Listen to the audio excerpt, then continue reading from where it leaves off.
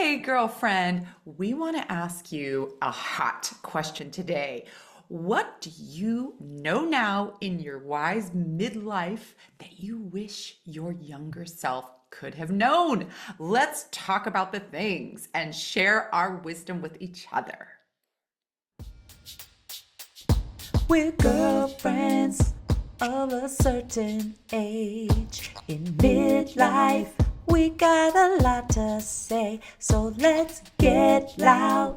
We won't fade away. 'Cause we're girlfriends of a certain age. Hey, girlfriend. Hey, girlfriend. I'm Fleshay Hesh. I'm a work-life balance expert for moms. And I'm Jessica Neighbor, a voice coach for public speakers and vocalists. So, okay, this is so good. This is part two of this conversation that you and I are having a little too much fun with, and we are bringing our girlfriends along with us. What do we wish we knew when we were younger? What would have given us a leg up or a little help or just made our lives nicer, a little bit softer, smoother? And so today we have some really fun ones. Some of them are really light, some of them are a little bit deeper, but let's see where we go. Jessica, what you got? Well, my first one is a light one that was an aha moment for me, and it was a bra expander. Bra expander. I mean, I think I know what that means. Yep. It's just a little extender on your bra strap, and it just makes your bra that much wider for you. I'm a broad, right? I have a broad chest, but I don't have a big bosom. So my dilemma growing up was that I would get these like 38 width bras, but then they thought I was like loaded up front and I wasn't. And so it was even like the B cups were like enormous. So the bra extender girl, little, just tiny, simple ones, you can order them online, have been a game changer. So I don't even know if they existed when we were younger. I sometimes would do like a safety pin. Oh, whoa. It was not comfy, girl. Oh, And you know how for young ladies, bras are important. You want to feel good, you want to feel right. So it has just been an ultimate game changer. Also, after I had babies, my chest expanded even more. So it just keeps on getting broader. interesting. I feel my back is getting bigger too. So you saying this has got me going zing. So I want you to find your favorite brand, and let's put the link below so Yes. that ladies don't have to go searching for it and just can get the one that feels right. I love that. When you started talking about it, I was like, yeah, why not just get a different bra size? But I get it. Yes. Interesting that the bra manufacturers still are not making things that fit our bodies, our changing bodies. Yes, indeed. And I will say bras have come a long way. There's so many comfy ones. I've actually ordered a couple online. I'll put a link into my favorite too, especially for broader ladies. But yeah, like the simplest little hack that could have helped us not have to run out and buy more bras. Well, and a safety pin just sounds dangerous. Oh, it was just funky. Like It was scratching, and what if it opened? Oh, totally. That's Oh, not cool. Not cool at all. Not cool at all. Or like walking around with these like gaping cups and feeling like they were weird too. No, we're over that. We're over that. So I just wish that like my 14-year-old self could have had a bra extender. Oh, You know? right. Right? Oh, that's really sweet. Okay, so you're paying it forward to yourself now and to many a girlfriend who was like, huh? I Yeah. can feel them leaning forward right Yes, now. I love it. Yes. All right, well, mine is something that I am just delighting in lately, which is turned into a daily ritual, and that is facial massage. Tell us more. Well, I mean, you can just go look on YouTube and find many different styles of doing it. I'll tell you what I do, which is to, after I wash my face in the morning, I do it in the morning and I do it in the evening, and I put on a little bit of facial oil. The one I'm using right now is like squalene and turmeric, I think. I put that on, and so it's quite oily. And I have not fully oily skin, but it's surprising that the oil just kind of gets absorbed, and so it's not greasy. And then I use either a gua sha, which is like a little stone, molded to fit your face, or I use a jade roller, and I just go to town, and it's amazing. I get so much blood flow to my face. I've had so many people say to me, "Oh, like especially in the morning, oh, you're really glowing. Like, what are you using a bronzer?" I'm like, "No, I'm actually using nothing but sunscreen." But I woke my face up. And so it feels so good. And then you can start learning about the lymphatic draining points, where those all are in your body. And it's just amazing. It's been really helpful too with bags under my eyes and puffy Oh my eyelids. goodness. Okay. I confess I've seen these little like mini rollers and little things and I'm skeptical sometimes of all the little tools and things like that, but that's really interesting. I mean, in vocal coaching, we definitely have people like massage their face, especially their lower jaw, and you can even go in with your knuckles and kind of get into the fascia and the muscle fibers between your jawbone. And people will do that and be like, oh my God, this feels so good. But now you got me thinking. Now Yes, you got I me am not a wondering. gadget girl. I Yeah. am not one who needs a Uh-huh. gadget for every single thing. And Uh-huh. you can use your knuckles, absolutely, Right. even under the eye, Right. everywhere. Right. But do oil up, ladies. Don't be dragging Ah. your dry skin Yeah, with, yeah, yeah, yeah. because you want it to glide, right? We're not wanting to rip. Or, I mean, think about too how like we get stretch marks on our bodies. You could, I imagine you could do that to your face. So we want to be really careful. And I'm no esthetician, so I don't know for sure, but it doesn't seem right. I've got to lube everything up, ladies. So I'm not big on gadgets. You can use your knuckles, but I will say having my little gua sha, and I always wash it every time I use it. And then the jade roller I keep in the fridge. So it's always cold. Oh, ain't nothing like a nice cold roll, especially like around the eyes. It just feels good. So these Oh. were actually given to me as gifts. And so I didn't go out and get them because I'm not into gadgets. I love them. I love them. It's really, really fun. And I feel like it's helping. Yeah. And I brought it into this topic because I was thinking, what if I had known about that when I was 25? Right? I am so glad I started wearing sunscreen around 25. I feel like I did myself a solid on that. But what else if I had known other ways to just like really just take care of my skin? Right. But also it's me babying myself. Yes, it is. It's this time where it's just me. It really is turned into a meditation. So I also combine it with breath work, which is just working with your breath in a very simple way. And it's just my time for me. So it's how I start my day to like put my face on to get out there, and how to like take it off and go in and get ready for sleep. I love it. It feels like a really beautiful self-care ritual. And I feel like Yes. anything that kind of, symbolizes that and triggers that in yourself, like will immediately get you into more of like a restful zone. So that just sounds really fun. Okay, you got a girlfriend curious. I might have to up my game for my knuckles. What else you got? Um, this one is also just such a practical duh, but I'm just gonna say it that I wish I could have told my younger self, drink more of this. Water, Yeah. water, Water. youngins. Now, I will say, the youngins got it going on now. Have you seen everyone walking around with these ginormous things? They know Yes. what's up. Soda is like the new cigarettes. Young people are very aware, even though sometimes my boys still want soda, but like they know that it's a treat.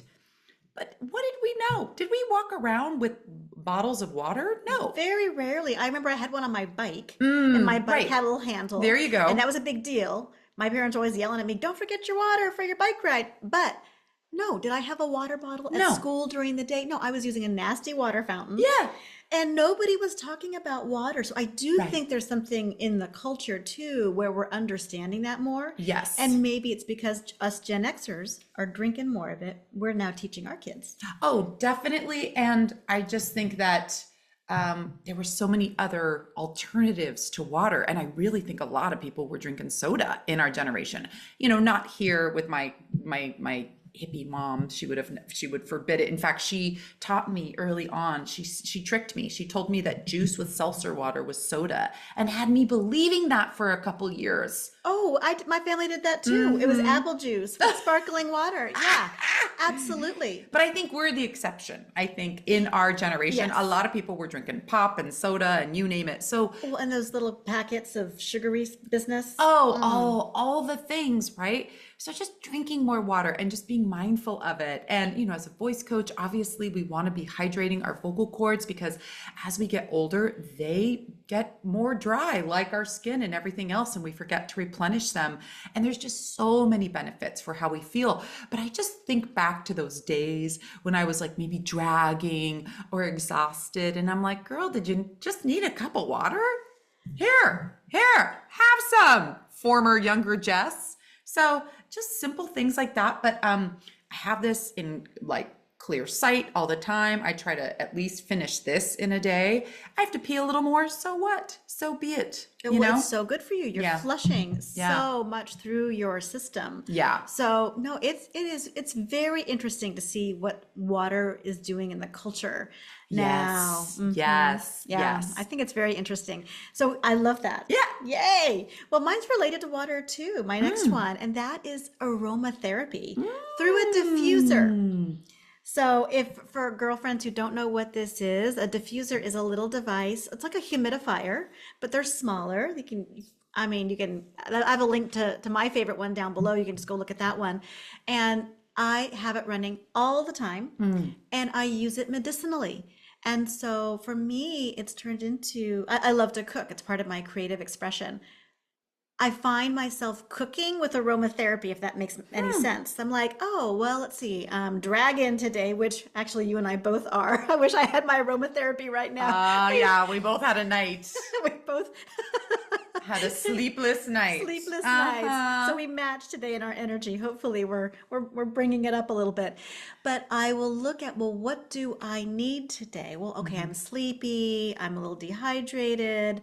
Maybe I'm a little bit cranky and maybe I'm ruminating on a few things. I will go and find the essential oils that match that. And maybe I'll go with a traditional one that you'll, find if you do an online search.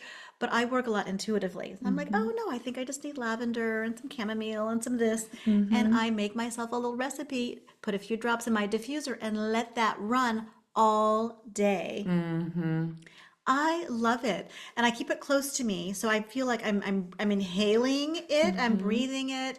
It creates up some moisture in my office, in my home office, and I think so. It's like hydrating on the outside, but with scent. And I can feel it raise my frequency. I can feel it. It's like climbing a ladder of like bad mood to good mood. I can do that. And so learning that, I wish I had learned that skill too when I was younger. Right. How do I fix my own feelings? I don't need someone on the outside to fix it. I do it. You mean my incense that I had in my dorm room to mask the weed smoke wasn't cutting it? It was a start. It was a start. It was a start. Yeah, and that smoke is actually quite cleansing, but then it's also like, what is it doing in our lungs? So like burning stuff is kind of tricky. Yeah, we did not have all of the options available to us. That sounds so fun and so lovely. I got to go with a really good friend and her posse to a spa, and in the hotel room they had the diffusers with their own homemade tinctures, and they were fantastic. And we would just try different ones out, and it was really lovely. And it did, I know what you're talking about. It created some moisture, and I do not have one of those. So again, you got me thinking. Yeah. And so when I do it for the whole family, I think of it as like setting the ambiance. Yes, It's like it is. We use music a lot at home. Yeah. Mommy brings the aromatherapy. I'll just like, Yeah. I think my men today need a little of this. And I put it on. Everyone is so used to it now, but it really is just this healing strategy that I use for myself and my family. Yeah. So I do wish my 20-year-old self had known about such things. For a scent, for something that you could use, because a scent, right, is one of our senses. And yeah, like anything in your 20s to give you a little more of a boost would have been fabulous. And to be more grounded in oneself and one's selfness. I think that's the other thing that's kind of lacking, or was lacking for many of us in our 20s. Well, speaking of self and selfless, this is the big one. I got a zinger for our third one. All right. Which is just being so much more comfortable saying no now. Former self, former younger one. We here at Girlfriends of a Certain Age are constantly practicing not giving a shit as much anymore. And that is not a mean thing. That is a spiritual practice. And what I want to say to our youngins, or to those of us who still feel like, it's an ongoing process, myself included, saying no is a gift you can give yourself and others. And I'll just say that for myself, my knee-jerk reaction growing up was always yes. Always yes. Yeah. Yes to the things, both socially, both like work-wise, just I wanted to do it all. I wanted to be everywhere and doing it all. And that was kind of like my own makeup too. And I love that Shonda Rhimes book, like The Year of Yes. But honestly, I feel like for recovering good girls and recovering people pleasers, we need to practice the year of no. We need to get more comfortable with saying, let me think about that. I'll get back to you, which is my newest strategy to not have that knee-jerk reaction and go, yes. I am so much more happy by saying no to more and yes only to the hell yes. Oh, you said the thing with so much weight and heft because I love that you said this and I love that you brought it up because this is the struggle. And I know that a lot of girlfriends hear us talk about, oh, when you get older, it's just easier to say no, but not everyone. Some of you guys are telling us, not me. I'm not there yet. How do I get there? What did you do? And isn't that just mean being so boundaried?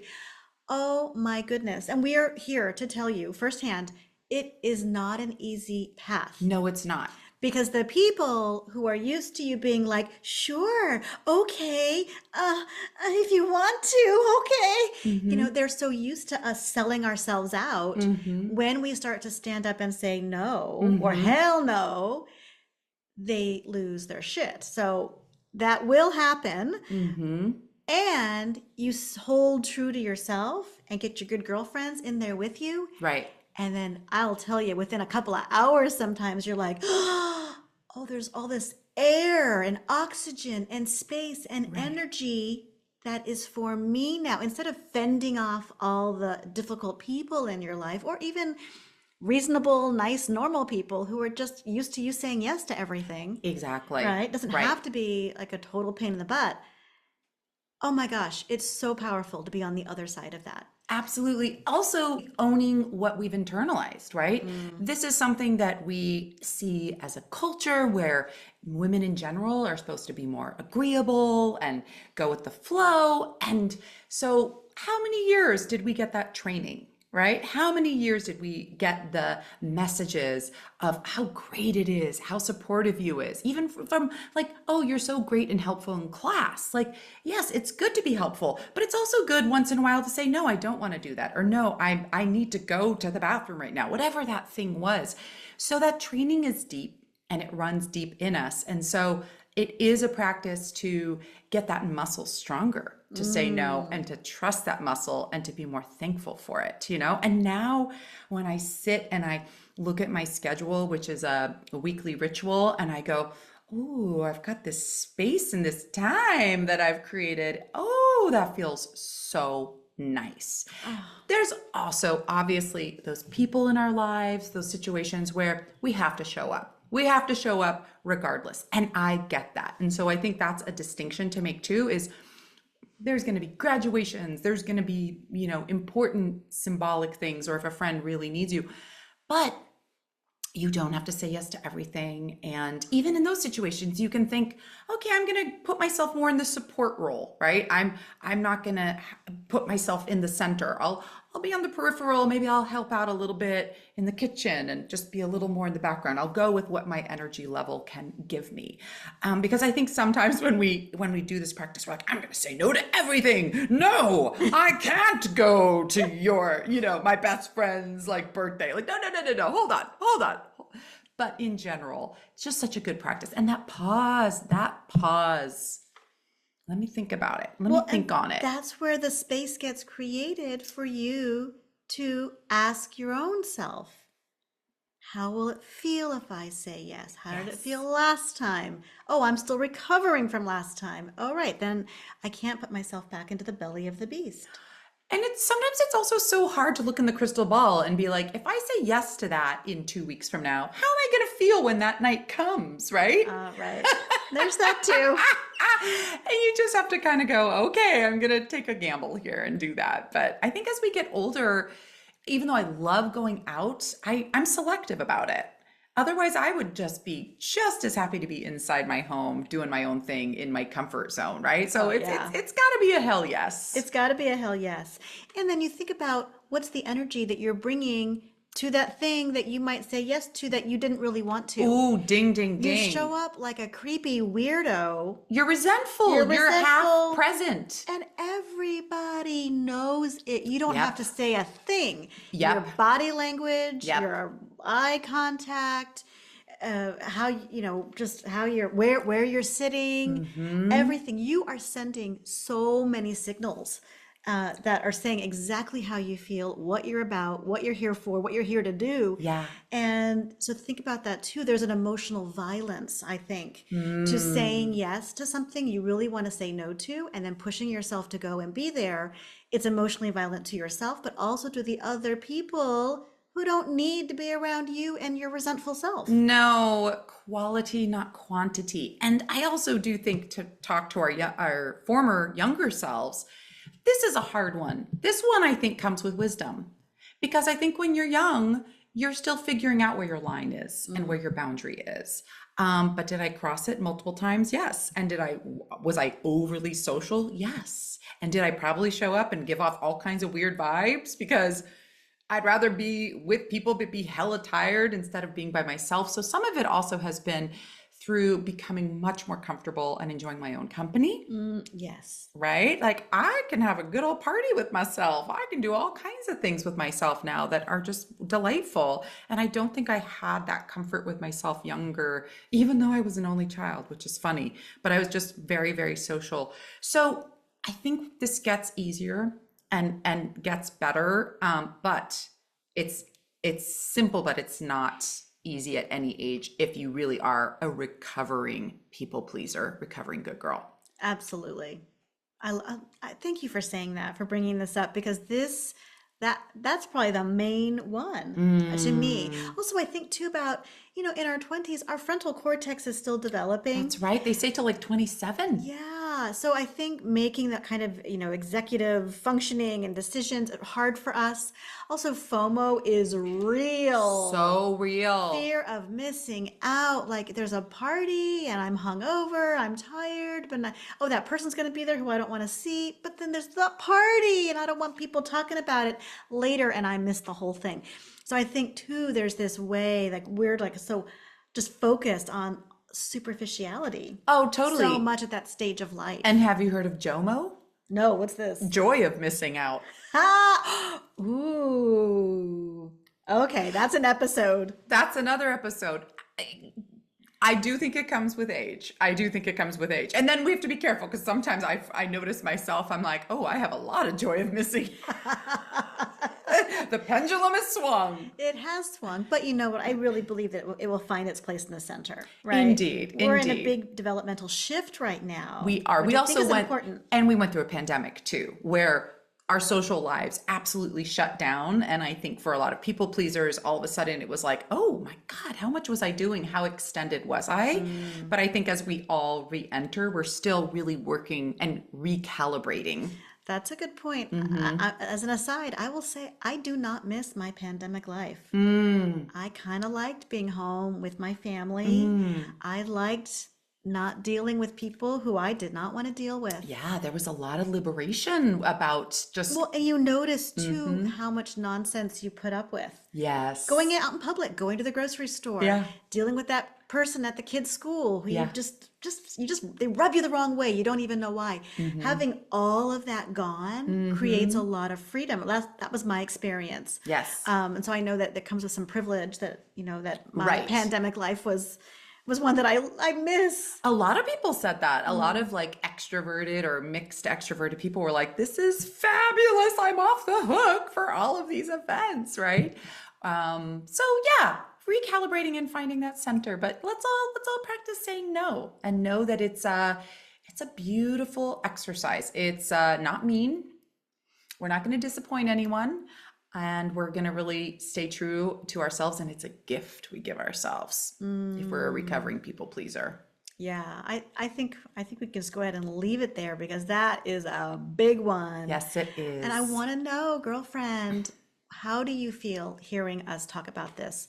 What are your wisdom bombs that you want, that you wish that you had had when you were younger? What have we left out? We're going to do more episodes about this, so we would love to hear your take on this. Leave us a comment down below. Join us over at Substack.